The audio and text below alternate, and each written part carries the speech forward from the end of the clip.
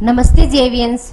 Myself Dr. Rekha Kanwar, Assistant Professor, Department of Panchkarma, Faculty of Ayurvedic Science at Jayoti Vidyapeeth, Women's University, Jaipur, Rajasthan.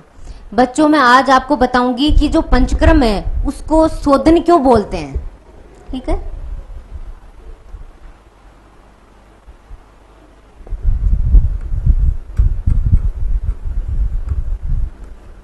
Panchakarma,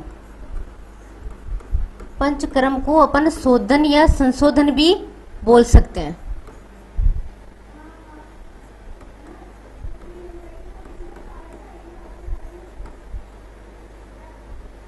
ठीक है, अब ये बोल रहे हैं कि जो पंचकर्म है, अपन ने जो 5 कर्म पढ़े हैं, ठीक है, ये 5 कर्म है, ये क्या कंप्लीटली शोधन है या नहीं है। तो ये बोले तो ये कंप्लीटली शोधन नहीं है, ये प्राय शोधन है। क्या है? प्राय शोधन है। वो क्यों है मैं आपको आचार्य चरक के अकॉर्डिंग बताती हूँ। लंघन के प्रकार, इसमें लंघन के 10 प्रकार में भी आएगा, तो उस लंघन में इन्होंने बता रखा है कि शोधन में देखो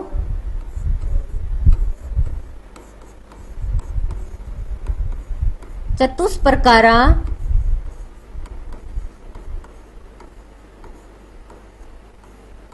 संशुद्धि। ठीक है, फिर उसके बाद में पिपासा, ठीक है, इसका मारुत सूत्र हुआ। ठीक है, आत्पौ। अब वर्णमाला का प्राकट्य, इस वर्णमाला से हमने क्या किया? संशुद्धि, व्याकरण, पिपासा, मारुत, संस्कृत आत्पौ। व्याकरण की रचना हुई है। क्या अलग अलग है, उन्होंने क्या है संस्कृत वांग में जो क्या है एक 5 नानी,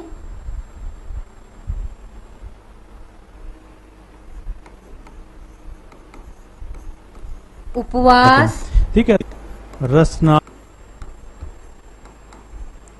व्यायाम,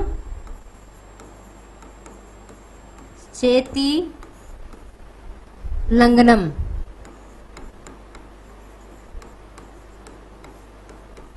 ये है आचार्य चरक के अकॉर्डिंग।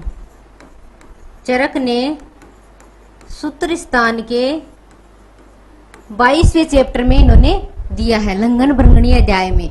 तो इन्होंने बता रखा है कि जो चतुष्प्रकार संधि, चतु मतलब 4 प्रकार की जो संशुद्धि है, मतलब शोधन है। तो इन्होंने आचार्य चरक ने 4 प्रकार के टाइप को ही शोधन बोला है। तो 4 प्रकार के शोधन में कौन कौन सा आता है?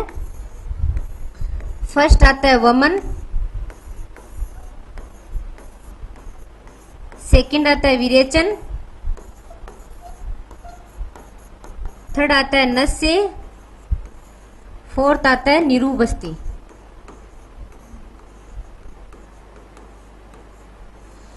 अब जो आचार्य चरक ने जो अनुवासन बस्ती है उसको संशोधन में क्यों नहीं लिया? शोधन में, तो शोधन जो होता है उसका मतलब होता है निर्हरण करना।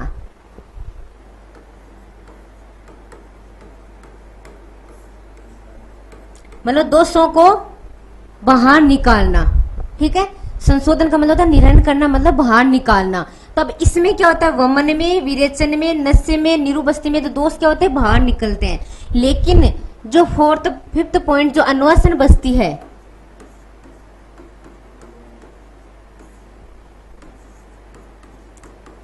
उस अनुवासन बस्ती में क्या करेंगे? अपन तेल का प्रयोग करते हैं, तो वो क्या करती है? बाहर दोषों को निर्हरण नहीं करती है।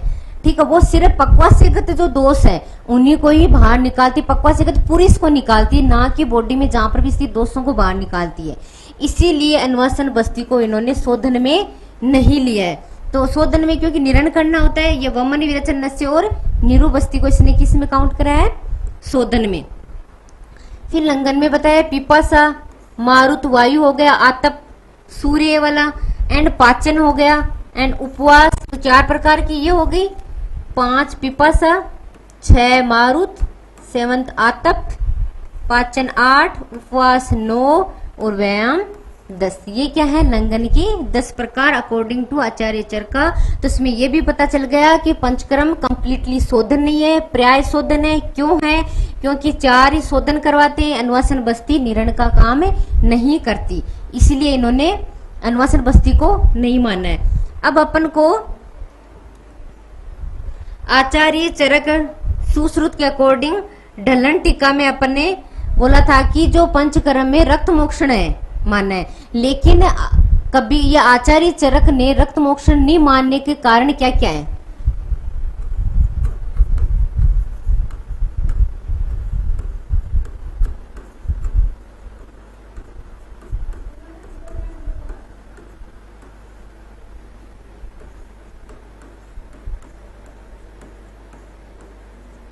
न होने के कारण,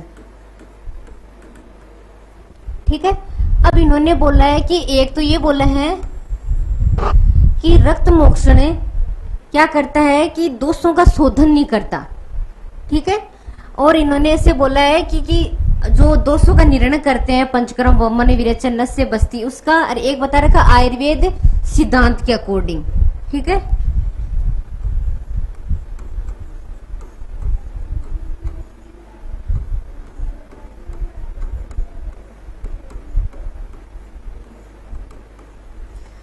जो आयुर्वेद सिद्धांत है वो क्या बोलता है कि जो आमाशयगत दोष है, क्या बोल रखा है?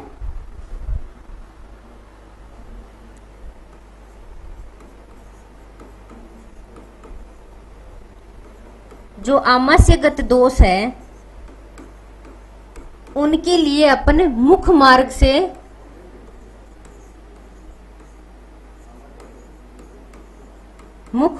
औषधि देते हैं, ठीक है। कौन से दोष के लिए? आमाशयगत दोषों के लिए मुख्य मार्ग से औषधि देते हैं। कौन से प्रोसीजर में? वमन और विरेचन में, वमन और विरेचन। अगर अपन को वमन विरेचन करवाना है तो मुख्य मार्ग से ओरली औषध देके आमाशयगत दोषों को बाहर निकालते हैं, ठीक है। सेकंड है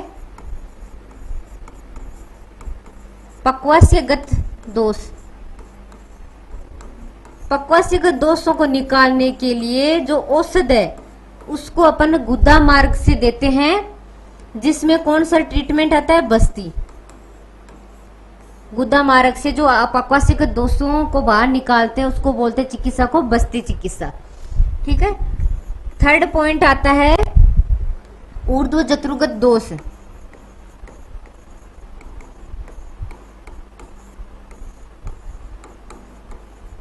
ऊर्ध्व जत्रुगत दोषों के लिए अपन नासा मार्ग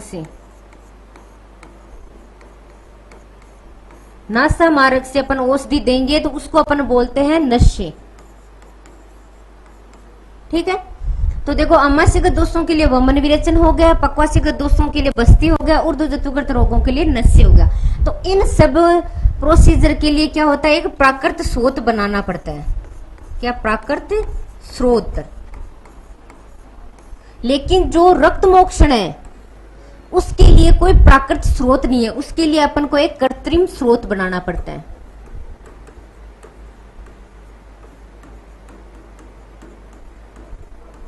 कृत्रिम स्रोत बनाने के कारण पंचकर्म में इसको रक्त मोक्षण काउंट नहीं करा, इसलिए इसमें वमन विरेचन हो गया, नस्य हो गया, नीरू बस्ती हो गया एंड अनुवासन बस्ती हो गया। तो ये पंचकर्म में रक्त मोक्षण न होने के कारण है, ठीक है। नेक्स्ट आचार्य चरक के अकॉर्डिंग इन्होंने बता रखा है अस्थि रोगों में, कि अस्थि रोग में भी जो है ट्रीटमेंट का संहिताओं में बता रखा है चरक सूत्र 28 में, कि जो अस्थि आश्रय व्याधि है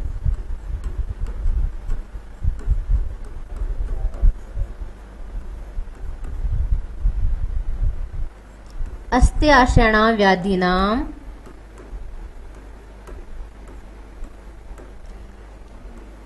पंचकर्माणि भेषजम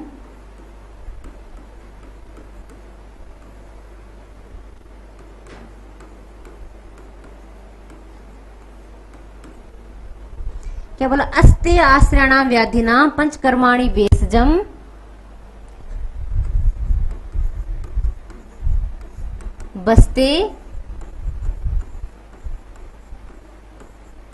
बस्ते क्षीर सर्पिसी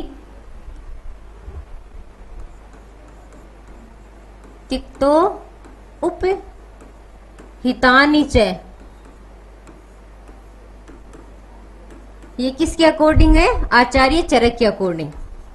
आचार्य चरक ने सूत्र स्थान 28 चैप्टर में दिया है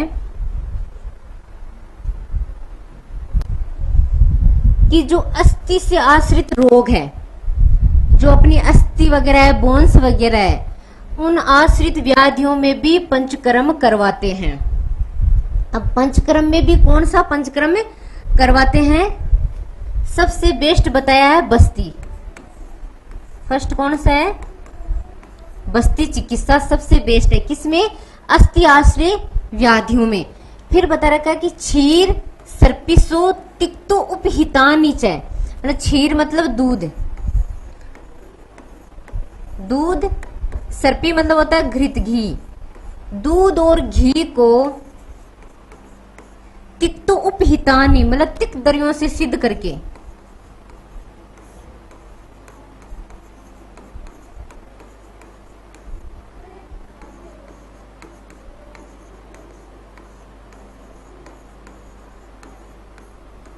तिक्त दरियों से सिद्ध करके देना ही क्या है? अस्थि आश्रय व्याधियों में।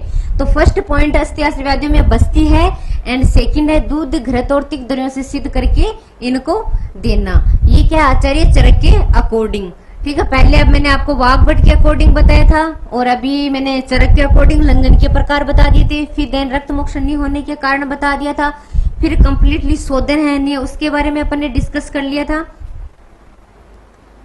ठीक है, अब जो नेक्स्ट पॉइंट है कि मैं आपको नेक्स्ट वीडियो में कंटिन्यू करूंगी, ठीक है, वो बताऊंगी मैं आपको पंचकर्म का महत्व है।